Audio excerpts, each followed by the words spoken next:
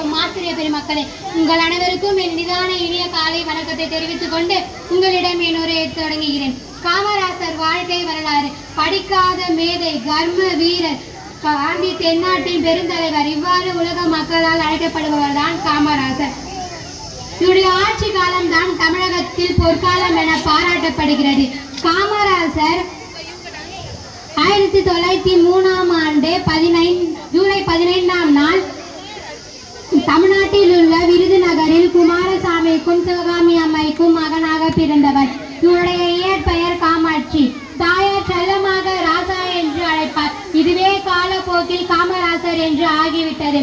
காமராசருக்கு 18 வயது இருக்கும் பொழுது அரசியலில் சேர வேண்டும் என்று நினைத்து காங்கிரஸ் கட்சியில் முதல்வராக பதவி வகித்தார். இவர் தமிழ்நாட்டில் முதலமைச்சராக இருந்தபோது மதிய உணவு திட்டத்தை கொண்டு வந்தார். ஏழை எளிய மக்களின் கல்வியில் முன்னேற்றத்தினை ஏற்படுத்தினார்.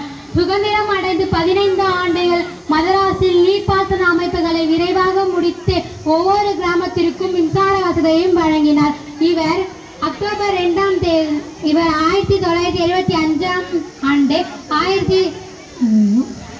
1975ஆம் ஆண்டு அக்டோபர் 2ஆம் தேதி தன்னுடைய 72வது வயதில் காலமானார். இவர் தன்னுடைய வாழ்நாள் கடைசி வரை திருமணம் செய்து கொள்ளாமலே வாழ்ந்தார். நன்றி. ஜெய்.